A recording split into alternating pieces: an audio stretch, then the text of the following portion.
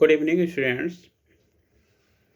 आज हम लोग बात करेंगे न्यूज़पेपर पढ़ने के बारे में कि हिंदी मीडियम के बच्चों के लिए कौन सा न्यूज़पेपर सबसे बेहतर होता है। जब हम बात करते हैं यूपीएससी के बारे में या स्टेट पीएससी के बारे में, बीपीएससी के बारे में, तो जब हम लोग बात करते हैं करंट अफेयर्स के बारे में तो एक बहुत महत्वपूर्ण स्थान इसका होता है। जब हम बात करते हैं करंट अफेयर्स के बारे में तो सबका अपना अपना पढ़ने का तरीका होता है। बहुत सारे लोग डेली न्यूज़पेपर लेते हैं, फिर वहाँ से कटिंग करके और जो इम्पोर्टेंट पॉइंट होता है उसको अंडरलाइन वगैरह कर लेते हैं, रख लेते हैं, या फिर किसी डायरी वगैरह में नोट कर लेते हैं। बहुत सारे लोग ऐसे होते हैं जो मैगजीन वगैरह, मंथली मैगजीन जो आता है उसको स्टडी करते हैं। लेकिन यदि हम लोग बात करते हैं न्यूज़पेपर के बारे में तो बहुत बड़ा क्वेश्चन है कि आखिर न्यूज़पेपर कौन सा पढ़ाया जाए। इसमें कोई संदेह नहीं है कि यदि हम लोग बात करते हैं यूपीएससी के बारे में तो इंग्लिश मीडियम में जो न्यूज़पेपर आपका है द हिंदू सबसे बेहतरीन न्यूज़पेपर है, इसमें कोई संदेह नहीं है। और ये भी बात बिल्कुल सही है कि वहाँ से क्वेश्चन बहुत सारे डायरेक्ट मिल जाते हैं। लेकिन जो हिंदू न्यूज़पेपर आपका है वो हिंदी मीडियम के बच्चों के लिए पढ़ने के लिए बहुत ही टफ काम है, वो आमतौर पर संभव नहीं हो पाता है। और ऐसा बिल्कुल भी नहीं है कि जो लोग हिंदू न्यूज़पेपर नहीं पढ़ते हैं, उनका सिलेक्शन यूपीएससी में नहीं होता है, ऐसा भी नहीं है। ऐसे बहुत सारे स्टूडेंट हैं जिन्होंने सिर्फ़ हिंदी का ही न्यूज़पेपर पढ़कर यूपीएससी न केवल क्वालिफ़ाई किया बल्कि बहुत अच्छे रैंक भी हासिल किए, टॉप 10 में भी उनका नंबर आया। तो यदि आपके दिमाग में यह भ्रांति है, यह अफ़वाह है कि जब तक हम हिंदू न्यूज़पेपर नहीं पढ़ेंगे काम नहीं चलेगा, ये बिल्कुल ठीक बात नहीं है। जब हम बात करते हैं कि हिंदी न्यूज़पेपर में कौन-सा पेपर सबसे बढ़िया होगा, जो हमारे काम लायक है, तो जब हम लोग बात करते हैं हिंदी न्यूज़पेपर के बारे में, तो जैसे हिंदुस्तान हो गया, जनसत्ता है, राजस्थान पत्रिका है, प्रभात खबर है, दैनिक जागरण है, तो इस तरह से बहुत सारे न्यूज़पेपर दिमाग में आते हैं। लेकिन मेरा शुरू से ही मानना है कि जो सबसे बढ़िया न्यूज़पेपर आपका इस समय है पढ़ने के लिए, वो होता है दैनिक जागरण और भी कहाँ राष्ट्रीय संस्करण।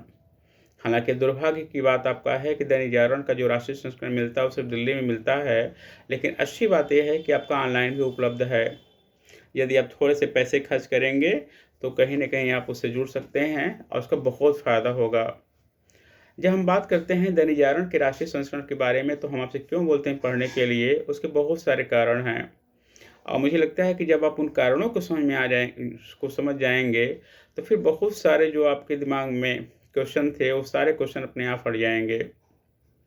जब मैं बोलता हूँ कि दैनिक जागरण पेपर जो राष्ट्रीय संस्करण होता है, उसको क्यों पढ़ना चाहिए, तो मेरा सबसे पहला कारण आपका यह है कि जो न्यूज़पेपर आपका है, वर्तमान में जो सरकार हमारा है, सेंटर में या फिर यूपी में या बिहार में या मध्य प्रदेश में या छत्तीसगढ़ में या राजस्थान में, जो हमारी बीजेपी की गवर्नमेंट है या एनडीए की गवर्नमेंट है, तो उनका जो मूल दर्शन है, मूल भावना है, जो मूल विश्वास है, यह जो दैनिक जागरण पेपर आपका है, ये बिल्कुल भी पेपर उन्हीं मूल भावना का, उन्हीं के जो सोचते हैं, जो उनकी सोच है, जो दर्शन है, ये उसी पर आधारित है।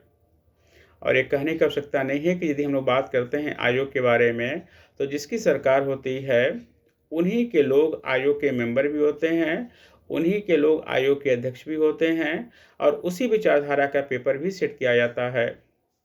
जैसे उदाहरण के लिए यदि हम बात करते हैं सन 2014 के बाद, जब से सेंटर में मोदी गवर्नमेंट आई हुई है, उसके बाद से जब भी कोई क्वेश्चन पूछा जाएगा और उस क्वेश्चन के आंसर में कहीं न कहीं आपको सरकार के समर्थन वाली बात ही लिखना पड़ेगा। सन 2014 के बाद मोदी जी ने बहुत सारी योजनाएँ चलाई और यदि उन योजनाओं के विपक्ष में बहुत ज़्यादा नकारात्मक पॉइंट आपने लिख दिया, तो फिर कहीं न कहीं अच्छे मार्क्स आपको नहीं मिलने वाले हैं। महत्वपूर्ण बात ये है कि इन सब के बारे में बहुत सारे लोगों को जानकारी नहीं होती है और ये बड़ा दुर्भाग्य की बात है। मुझे कहते हुए बिल्कुल भी डर नहीं है किसी भी बात का कि आज का पूरा एक जो हमारा पीढ़ी है बिल्कुल समाप्त हो रहा है, बिल्कुल ही पूरा पीढ़ी बर्बाद हो रहा है। सिर्फ़ इसीलिए कि आजकल बच्चों को ऐसे लोग गाइड कर रहे हैं जिनको यूपीएससी के बारे में, बीपीएससी के बारे में, यूपीपीसीएस के बारे में कोई भी जानकारी नहीं है। ना उन्हें इनका प्रीलिम्स का सिलेबस पता है, ना मेंस का सिलेबस पता है। बस जो भी मूड में आता है बस बोल देते हैं, बस काम उनका ख़त्म हो जाता है। तो जब हम बात करते हैं विचारधारा के बारे में, तो मेरा बिल्कुल भी नहीं ये कहना है कि आप मेरी बातों को मानो, लेकिन जो हम आपको लॉजिक देते हैं उन बातों को सोचना, तब आपको लगेगा कि सर की बात सही है कि गलत है। तो पहली बात मैंने आपको बताया कि जो सरकार की विचारधारा है, ये जो हमारा दैनिक जागरण पेपर आपका है, ये भी उसी विचारधारा का पेपर है। तो ऐसे कंडीशन में इसके जो संपादकीय होते हैं, इसके बहुत सारे जो अन्य रिपोर्ट वगैरह जो होता है, वो कहीं न कहीं हमेशा सरकार के समर्थन का ही होता है। और यदि जिसकी सरकार है, हम उसी के पक्ष की ज़्यादा बात लिखेंगे, तो कहीं न कहीं क्या होता है कि मार्क्स हमें बहुत अच्छे मिलेंगे।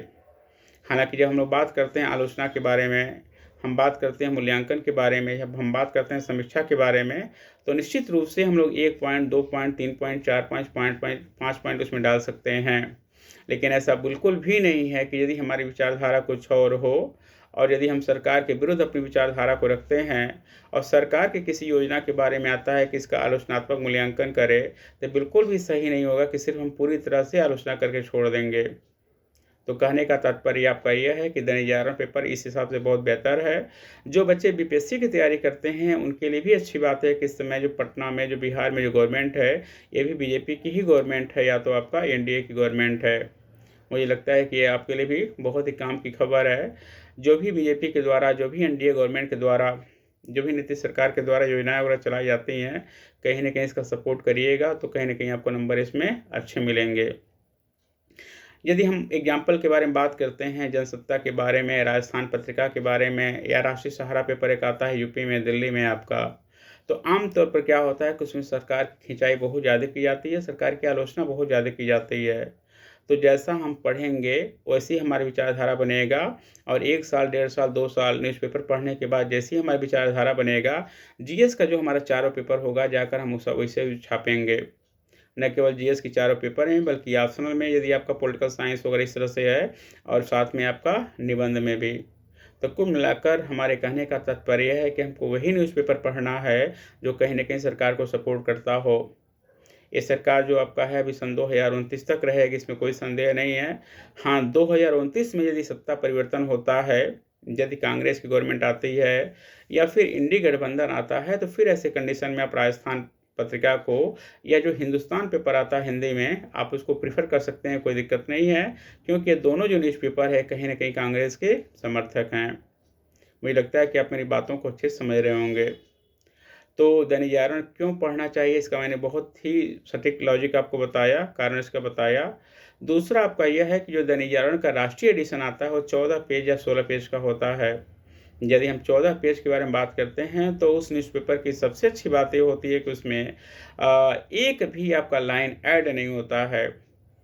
आपने दैनिक जागरण का पटना एडिशन भी देखा होगा, 16 पेज, 18 पेज, 20 पेज का होता है और 16 पेज में कम से कम 6 पेज, 7 पेज, 8 पेज मतलब खाली उसमें ऐड दिए रहते हैं। वो ऐड प्राइवेट भी हो सकता है, अब बहुत सारे ऐड ठेका वगैरह जो आपका होता है, कॉन्ट्रैक्ट वगैरह जो होता है, वो सब हालाँकि गवर्नमेंट की तरफ से ऐड वगैरह दिया जाता है।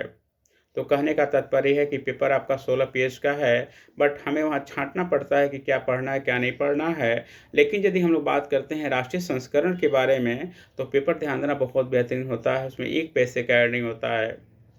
जब हम बात करते हैं पटना के आपका एडिशन के बारे में और जब हम बात करते हैं दैनिक जागरण के आपका राष्ट्रीय संस्करण के बारे में, तो सबसे बड़ा अंतर तो आपका यही होता है कि जो आपका राष्ट्रीय संस्करण होता है, लगभग उसमें 2 पेज में अंतर्राष्ट्रीय घटनाओं के बारे में बहुत विस्तार से जानकारी दी रहती है। जब हम बात करते हैं इंडियन इकॉनमी के बारे में, तो उसके बारे में भी बहुत विस्तार से जानकारी दी रहती है।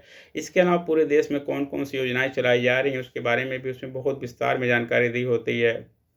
लेकिन जब हम लोग कोई भी लोकल एडिशन जब पेपर पढ़ते हैं, तो पूरा पेपर आपका ऐड से भरा पड़ा रहता है। तो तात्पर्य आपका यह है कि यदि हम लोग करंट अफ़ेयर्स के बारे में बात करते हैं, तो नो डाउट हमें दैनिक जागरण को ही फ़ॉलो करना होगा। आज नहीं करिएगा तो कल करिएगा, कल नहीं करिएगा तो परसों करिएगा। कभी न कभी कोई अपनी बात को फिर इसी बात को लॉजिक के साथ बताएगा, तब आपको समझ में आएगा। तो बेहतर यह है कि कल से आप दैनिक जागरण का राष्ट्रीय एडिशन ऑनलाइन आपका आता ही है, उसको पढ़ना शुरू कर दीजिए और जहाँ पर आपका फ्रंट पे मिल जाता है, उसको आप यहाँ पर ले भी सकते हैं। बहुत सारे बच्चे ऐसे हैं जो ऑनलाइन में दिल्ली से जुड़े हुए हैं, नोएडा से जुड़े हुए हैं, गाज़ियाबाद से जुड़े हुए हैं।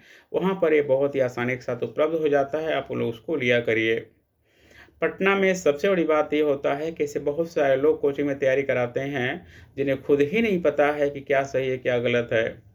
एक यहाँ बहुत बड़ी कोचिंग आपका है, वहाँ पर उन्होंने क्या किया है कि बच्चों से बोला जनसत्ता पढ़ने के लिए।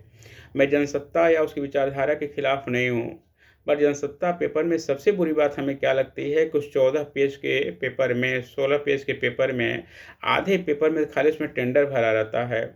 16 पेज का पेपर है तो 8 पेज में खाली उसमें टेंडर भरा रहता है, काम वाला न्यूज़ में कुछ होता ही नहीं है। और बड़ी बात होता है कि बहुत बड़े-बड़े लोग बोलते हैं उस पेपर को पढ़ने के लिए, मुझे खुद समझ में नहीं आता है उसका रीज़न क्या है। और यदि हम लोग संपादकीय वगैरह पढ़ते हैं, कोई विचारधारा वगैरह के बारे में बात करते हैं, तो पक्का है कि सरकार का वो विरोध ही करते रहते हैं। मुझे नहीं लगता है कि उस तरह का जो न्यूज़पेपर वगैरह होता है, पढ़ने से उसको बहुत ज़्यादा फ़ायदा होता है। तो मैं बार-बार आपसे बोल रहा हूँ कि जब तक एनडीए की गवर्नमेंट है, सेंट्रल में भी और स्टेट में भी, सिर्फ दैनिक जागरण राष्ट्रीय संस्करण। यदि आपको राष्ट्रीय संस्करण पढ़ने में प्रॉब्लम आ रही है, तो आप पटना या जो भी लोकल संस्करण है उसको ही ले सकते हैं, कोई दिक्कत नहीं है।